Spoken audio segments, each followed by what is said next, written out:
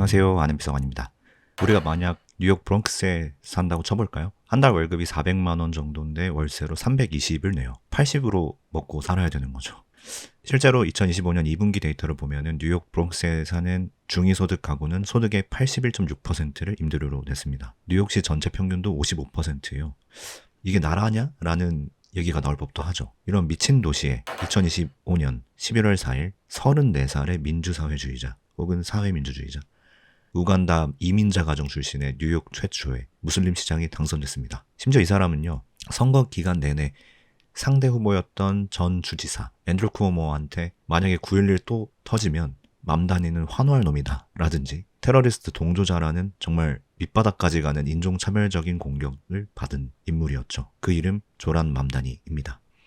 사회주의자가 자본주의 심장이라는 뉴욕에서 이게 뭔 일이냐고 온갖 호들갑에 좀 그 정도야? 또 싶어집니다. 근데 이게 뉴욕만의 일이 아니었습니다. 같은 날 11월 4일 미국 서부의 심장 아마존과 마이크로소프트의 도시 시애틀에서도 43살의 민주사회주의자 여성활동가인 케이티 윌슨이 현직 시장을 꺾고 당선이 됐습니다.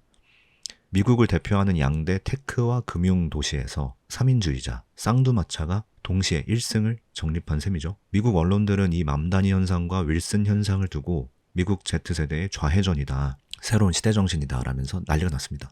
한국만이 아니라 여러 나라 미디어에서도 받아쓰고 분석하기 바빠 보이죠. 오늘은 이 맘다니 윌슨 이 현상이 진짜 시대전환, 시대정신의 변화인지 아니면 많은 사람들이 놓치는 저류가 있진 않은지 그 사람들이 말하는 것과 말하지 않는 것들은 뭔지 한번 파헤쳐 보겠습니다. 자, 맘다니 91년생 만 34살이죠. 이 사람은 그냥 정치 신인이 아니에요. 물론 뉴욕주 하원 의원이긴 했지만 상대가 누구였냐? 바로 앤드루 쿠오모였습니다. 성추문으로 낙마하긴 했지만 뉴욕에서 3선 주지사를 지낸 말 그대로 거물이었죠. 맘다니는 이 거물을 상대로 6월 민주당 경선에서 이기는 대이변을 일으켰고요. 이걸로 끝이 아니었습니다. 쿠오모가 열받아서 나 무소속으로 나간다 하고 본선에 나왔는데 11월 본선에서도 맘다니가 이 쿠오모와 공화당 후보 커티스 슬리와를 또 눌러버린 겁니다. 한마디로 싹 다 이겼다. 2번 이겼다라는 거죠. 심지어 이번 뉴욕 시장 선거 투표율은 1969년 이래 최고치를 찍었어요. 그냥 이긴 것도 아니고 뉴욕 시민들이 열광적으로 투표장에 나와서 맘다니를 뽑았다라는 겁니다. 시애틀은 더 극적이었죠. 케이티 윌슨은 82년생인데 선출직 경험이 전무한 그냥 시민 활동가였습니다. 상대는 당연히 현직 시장 브루스 헤럴이었죠. 선거 당일 밤에 개표가 시작됐는데 윌슨이 한 11,000표 정도 차이로 지고 있었습니다.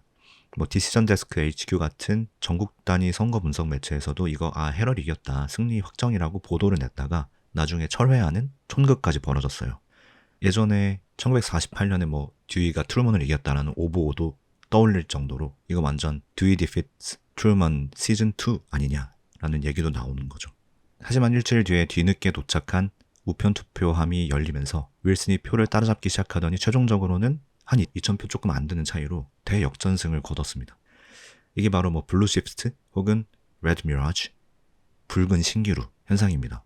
자, 그럼 이 사람들이 말하는 민주사회주의가 대체 뭐냐? 이 사람들이 얘기하는 거는 우리가 생각하는 북한이나 소련식 공산주의는 아닙니다. 혁명으로 다 뒤집어 엎자는 게 아니고요. 버니 샌더스나 알렉산드리아 오카시오 코르테스 같이 자본주의 시스템은 일단 인정하는데 근데 빈부격차가 너무 심하고 시장이 망가졌으니까 선거라는 민주적 절차를 통해서 세금을 빡세게 걷고 그걸 복지로 쓰자라는 북유럽식 3인주의에 가까운 개념이죠.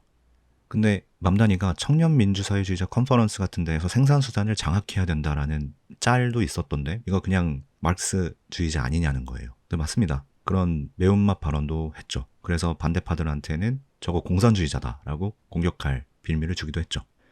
다만 맘다니나 미국 민주사회주의자들 그쪽에서 말하는 생산수단 장악은요, 공장이나 사유재산을 뺏자는 의미라기보다는 시가 운영하는 마트 아니면 시가 운영하는 공공주택처럼 민간 시장을 견제할 공공옵션을 만들자는 뜻에 가깝게 쓰이고 있다는 겁니다. 물론 그 경계가 좀 애매하긴 하죠. 그럼 이 민주사회주의자 맘다니를 뽑은 게 누굴까요? 맘다니의 승리의 1등 공신으로 불리는 성지가 있습니다. 바로 코미 코리더, 이름 한번 살벌하죠. 공산당 복도라니. 위치가 뉴욕 퀸즈의 아스토리아, 그러니까 맘다니 지역구죠. 여기에서 시작해서 브루클린의 윌리엄스버그, 부시윅 같은 데를 거쳐서 파크슬로프까지 이어지는 이스트 리버를 따라서 남쪽으로 내려오는 지역을 말해요. 이 동네 특징이 뭐냐? 마이클 랭 같은 사람의 분석에 따르면은 뉴욕에서 가장 젊은 동네다. 그리고 대부분 대학 교육을 받은 동네다. 그리고 무엇보다도 가장 중요한 거는 대부분 집주인이 아니라 세입자인 동네다라는 겁니다. 이 맘다니는 코믹 코리더에서 라이벌이었던 쿠오모를 말 그대로 압살해버렸습니다. 사실 이 코믹 코리더라는 말은요, 원래 좌파로 불리는 조직가들 사이에서 이거 우리 동네 완전 공산당 소굴이다라고 하면서 쓰던 안에서나 쓰는 농담이었다고 해요. 근데 이게 뉴욕타임스 같은 주류 언론에까지 오르내리면서 진보적인 젠트리파이어들, 핵심 거주지를 상징하는 용어가 됐죠. 이 젠트리파이어라는 말이 이 현상의 모순을 암시하는 첫 번째 힌트입니다. 이 젠트리파이어라는 게 원래 상권을 밀어내고 젠트리피케이션을 유발하는 사람들이라는 뜻인데, 뜨는 동네를 만드는 활성화의 주역으로 볼 수도 있고 원주민을 내쫓는 사람들이라고도 볼 수 있겠죠. 자, 그럼 이런 코믹 코리더의 젊은 세입자들은 사회주의 이념에 미쳐서 맘다니를 뽑았을까요? 먹고 살기 힘들어서였겠죠. 맘다니 캠페인도 딱 그랬습니다. 그걸 노렸죠. 문제는 경제야 바보야를 비틀어서 문제는 생활비야 이 바보야 라고 어필하기 시작했습니다. 2025년 뉴욕시장 선거 출구조사에서 유권자의 75%가 주거비용이 심각한 문제라고 답했다고 하죠. 이게 이슈 중에 1위였어요. 말씀드렸다시피 2025년 뉴욕시의 중위소득 가구가 월급의 반 넘게를 월세로 냅니다. 우리가 영끌에서 집 살 때 원리금 상환 비율 40% 넘으면 미친 거 아니냐고 하잖아요. 뉴욕 세입자들은 월세로 55%를 내는 겁니다. 더 끔찍한 건 이 불평등 구조예요. 가장 부자 동네인 맨하튼이나 브루클린보다도 가장 소득이 낮은 동네인 브롱크스에서 소득 대비 월세 비율이 81.6%로 가장 높다는 사실입니다. 한마디로 가장 가난한 사람이 자기 소득에서 가장 높은 비율을 월세로 내고 있다라는 거죠. 뉴욕의 저소득층의 55.6%가 심각한 임대료 부담 상태입니다. 이거는 그냥 숨만 쉬고 월세 내라는 거잖아요. 시애틀은 어땠을까요? 여긴 아마존과 마이크로소프트의 도시죠. 이 빅테크들이 도시를 먹여 살린 건 맞아요. 근데 동시에 도시의 생활비를 폭발시켰습니다. 2025년 기준 시애틀의 생활비는 미국 전국의 평균보다 45% 비싸다고 해요. 다른 건 그렇다 쳐도 주거비는 전국 평균보다 2배에 가까운 109%가 더 비싸다고 하죠.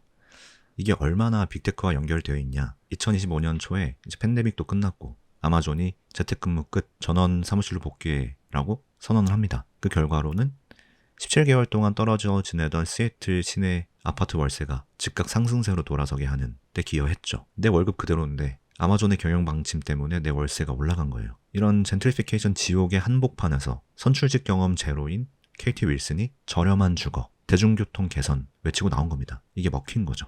집값만 문제가 아니었을 겁니다. 애를 낳아서 기를 수가 없어요. 조란 맘다니와 KT 윌슨, 그 뉴욕과 시애틀, 이쪽에서 그 두 사람이 똑같이 1호 공약으로 내건 게 있죠. 바로 보편적 아동 돌봄입니다.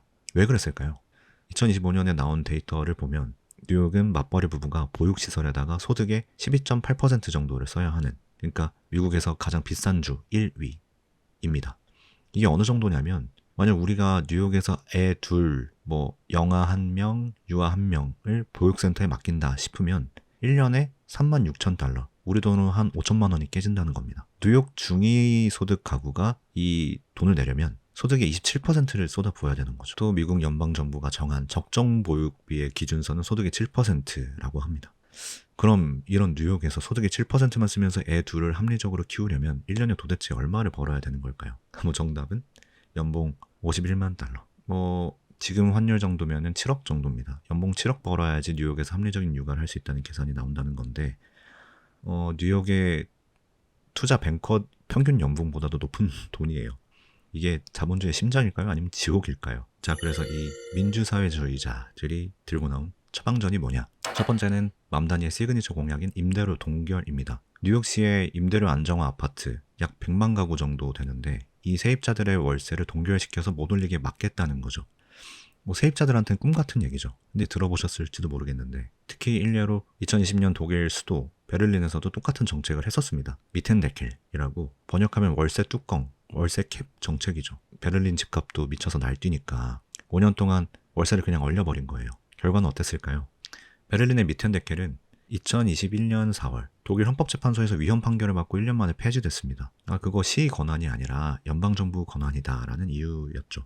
근데 이런 법적 문제를 떠나서 그 1년 동안 베를린의 주택시장이 그냥 멸망했습니다. 논문들을 보면은 미텐데켈의 3대 재앙은 이렇습니다. 공급이 실종됐습니다. 첫 번째로. 단기적으로 규제받는 아파트 월세는 내렸죠. 근데 집주인들이 이 돈 받고 월세 못 내놓는다 하면서 집을 매물로 안 내놓기 시작합니다. 베를린 시내의 임대 광고 수가 급감했다는 거죠. 두 번째로는 풍선 효과도 있었다는 겁니다. 규제를 안 받는 신축 아파트나 아니면은 아예 규제 지역이 아닌 베를린 외곽 위성 도시, 포츠담 같은 데에서 월세가 미친 듯이 올랐다는 거예요. 그리고 마지막으로 세입자 리스크가 전가되는, 집주인들이 이 법 위헌 날 것 같은데 라고 이제 빠르게 소문이 돌면서 그림자 계약 같은 것들을 맺습니다. 이중 계약을 한 거죠. 일단 법대로 100만 원은 받겠는데 위헌 나면은 원래 월세 200만 원 소급해서 다 내자. 이런 계약서에 다들 사인을 했던 겁니다. 그리고 진짜 위헌이 났죠. 결국에는 이미 집을 가졌던 기존 세입자들만 1년 동안 잠깐 좋았고요. 새로 집 구하려던 청년이나 이사 가려던 사람들은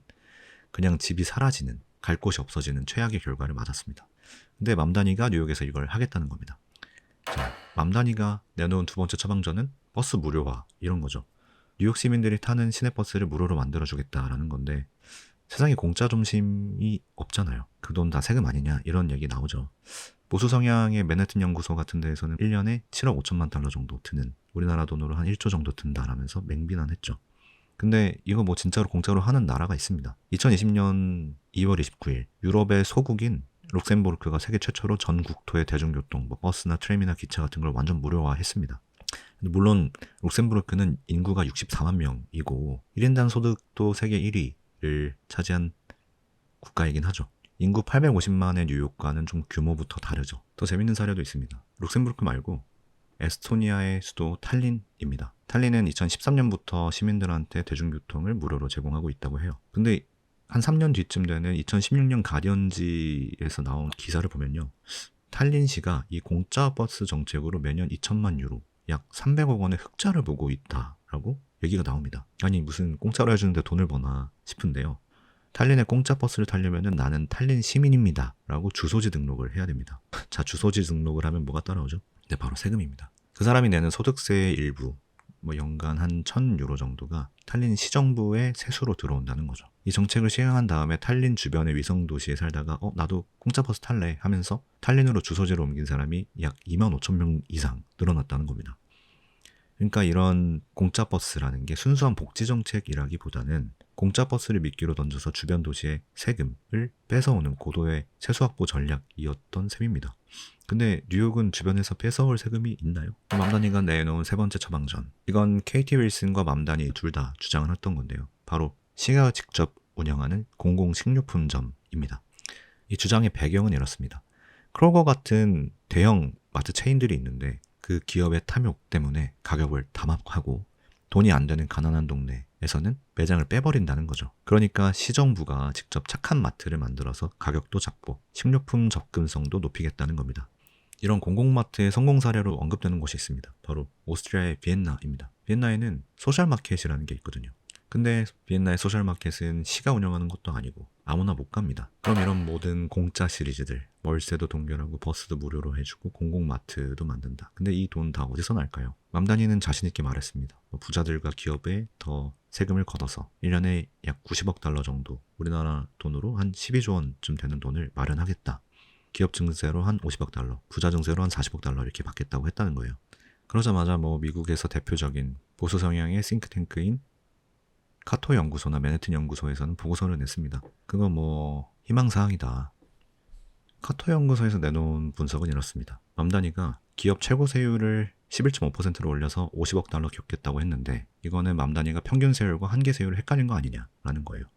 2021년 기준으로 뉴욕 기업의 한 80% 정도가 연이익이 너무 적어서 맘다니가 말한 최고 세율 인상에 1달러도 영향을 안 받는다라는 거예요.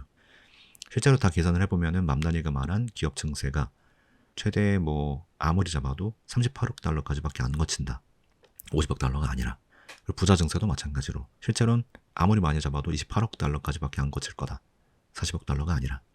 이런 맘다니의 90억 달러 플랜이 최소 시작부터 한 20억 달러 이상 빵꾸가 나 있다는 겁니다. 맘다니가 부자 증세 하니까 월가 억만장자들 꼴 좋다라고 생각하는 사람들도 있겠죠. 근데 진짜 문제는 억만장자라기보다는 어차피 그 사람들은 세금 회피 수단이 다 있어요. 진짜 뉴욕의 세금 기반이자 경제 허리는 바로 헨리로 불리는 사람들입니다. 헨리가 뭐냐? High earner, not rich yet. 그러니까 아직 부자는 아닌데 소득이 높은 사람들이에요. 연봉 한 2억에서 5억 정도 버는 테크나 금융이나 전문직 종사자들인 거죠. 이 사람들은 맘다니의 증세안에 직격탄을 맞게 생겼습니다. 팬데믹 이후에 재택근무나 원격 근무도 가능해졌잖아요. 그러니까 이 헨리들이 맘다니의 이런 실험 비용을 내기 싫어서 더럽다. 나 그냥 세금 싼 플로리다나 텍사스로 이사가서 원격 근무하겠다라고 해버리면 뉴욕의 세금 기반은 붕괴될 수도 있는 겁니다. 맘다니가 강가한 혹은 강가하고 싶은 그런 무서운 시나리오죠. 근데 또 이런 세입자의 편, 서민의 편을 자처하는 맘다니 같은 사람들에게도 불편한 진실이 하나 또 있습니다. 맘다니가 금수저라는 사실이에요.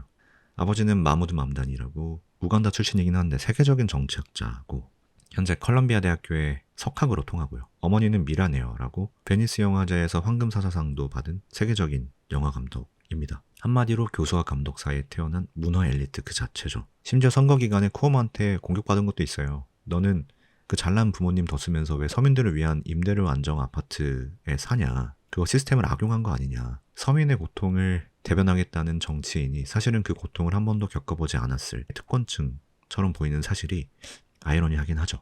시애틀의 KT 윌슨은 더 심했습니다. 이 사람은 영국 옥스퍼드에서 물리학과 철학을 공부했어요. 그것도 벨리울 칼리지라고 옥스퍼드에서는 최고 엘리트 코스로 통하죠. 근데 졸업을 한 6주 남기고 현타 왔다면서 자퇴를 했습니다. 그리고 시애틀로 와서는 바리스타, 빵집 직원, 보트 수리공 같은 일을 하면서 나는 평범한 노동자다, 보통 사람입니다 라는 서사를 쌓았죠. 그런데 선거 막판에 또 터진 게 있습니다. KT 윌슨, 나이가 43살인 지금도 뉴욕에 사는 교수 부모님한테 용돈 받는다. 심지어 기자가 얼마나 받냐라고 물어보니까 기록 안 해봐서 모른다라고 몇 달에 한 번씩 보내주신다 이렇게 답했다고 하죠. 윌슨 본인은 월 한 2,200달러나 하는 보육비에 보탰었다라고 해명 아닌 해명을 했지만 브루스 헤럴 같은 상대 후보에서는 이게 무슨 워킹클래스냐, 흑수저 코스프레 하는 거 아니냐면서 맹폭을 가하기도 했죠. 참 아이러니합니다. 가장 서민을 위한 진보적인 정치를 하겠다는 사람들이 알고 보니 가장 엘리트적이고 특권층스러운 배경을 가졌어요. 이게 뭘 말해줄까요? 어쩌면 자본주의 시스템에 정면으로 맞서고 나는 월급쟁이 안 해 라고 외치는 시민활동가라는 직업이 아이러니하게도 부모님의 용돈이나 엘리트 집안의 지위 같은 경제적 안정망이 있는 사람들만 선택할 수 있는 어떤 사치일지도 모른다라는 역설입니다. 진짜 노동자 계층은 지금 당장 월급 81.6%를 월세로 내느라 정치할 시간 없거든요. 이 모순이야말로 맘다니 윌슨 현상이 말하지 않는 것들 중 가장 핵심일지도 모릅니다. 유권자들은 그렇다고 이 배신감을 느끼면서도 그들을 안 찍었냐? 아니요, 찍었죠. 왜 찍었냐? 진정성의 흠결보다도 절박함이 더 컸기 때문일 겁니다. 자, 데이터를 보면 더 재밌는 일이 벌어집니다. 맘다니 현상을 분석한 CBS의 데이터를 보면 맘다니 지지자의 한 15%가 2024년 대선, 그러니까 트럼프랑 해리스가 맞붙었던 그때 민주당을 안 찍은 사람들이었다는 거예요. 이 15% 중에 5%는 2024년에 트럼프를 찍었던 사람입니다. 약 6만 명 정도 된다는 거예요. 그리고 한 6%는 아예 투표를 안 했던 사람들이죠. 7만 명 정도? 특히 맘다니가 코믹 코리더 다음으로 공략했던 퀸스 지역에서는 2024년 트럼프 지지자의 15%가 맘다니한테 넘어왔다는 겁니다. 이게 뭘까요? 소위 극우 트럼프를 찍었던 손가락으로 1년 만에 소위 극좌 맘다니를 찍었다는 건데 이게 말하는 건 이겁니다. 2025년에 유권자들이 더 이상 좌우라는 전통적인 이념의 축으로 움직이지 않았다는 겁니다. 기득권이냐 아니면 반기득권이냐의 축으로 움직였다는 거예요. 월세 55%의 고통을 해결해 줄 사람, 기존에 썩어 빠진 정치인의 이미지를 가진 쿠오모를 박살내 줄 사람, 그 사람이 소위 극우 포퓰리스트 트럼프든 간에 소위 극좌 포퓰리스트 맘다니든 상관이 없었던 겁니다. 이 맘다니 현상이나 윌슨 현상이 우리에게 궁극적으로 말해주는 거는 사람들이 사회주의 혁명이나 생산수단 장악 같은 거창한 이념을 원하는 게 아니라는 겁니다. 사람들은 그냥 월급의 한 30% 이하로 월세를 내는, 연봉 7억 안 벌어도 애 낳아서 기를 수 있는 그런 기본적인 안정적인 삶을 원했을 뿐이라는 겁니다. 정상가족, 무슨 안정된 주거라는 이런 사회적인 판타지가 지금의 기득권 정치, 쿠오모나 헤럴 같은 사람들 아래에서는 완전히 붕괴되었다고 느꼈을 때 사람들은 그 대안이라는 게 숫자가 좀 틀려도 그게 흑수저 코스프레라는 논란이 좀 있어도 가장 급진적으로 가장 확실하게 기득권을 부숴주겠다고 약속하는 사람들을 선택한다는 겁니다. 어떤 이념의 순수함보다 경제적인 절박함이 이긴 선거라는 겁니다. 이런 얘기가 지금 여기 한국 사회에 던지는 질문은 명확해 보입니다. 월세를 80% 낸다는 그런 절망, 연봉이 몇 억은 돼야 육아를 제대로 할 수 있다는 그런 괴로움, 빅테크가 올린 집값과 플랫폼에 종속된 노동, 이런 생활비에 지친 유권자들이 정책의 현실성이나 재정의 모순을 알면서도 후보의 진정성에 좀 흠결이 있어도 가장 확실하게 기득권을 공격하고 가장 달콤하게 문제를 해결하겠다는 후보를 선택하는 그 임계점에 와 있다는 겁니다. 그게 좌파 포퓰리스트든 우파 포퓰리스트든 말이에요. 한국의 맘다니, 한국의 윌슨은 과연 누굴까요? 혹은 이미 우리 곁에 와 있을까요? 이번엔 맘다니와 윌슨이라는 사람들을 토대로 한번 현안을 파헤쳐봤습니다. 조란 맘다니는 2026년 1월 1일 뉴욕시장에 공식 취임하게 되고 뉴욕시 1년 예산 한 1200억 달러, 약 160조 원을 집행하게 됩니다. 과연 그 사회주의 실험이 뉴욕을 구할까요? 아니면 결국 베를린의 악몽을 재현하고 말까요? 영상이 와닿으셨다면 구독과 알림 설정, 좋아요 잊지 마시고요. 다음에도 재밌는 영상으로 찾아오겠습니다. 아는 비서관이었습니다. 감사합니다.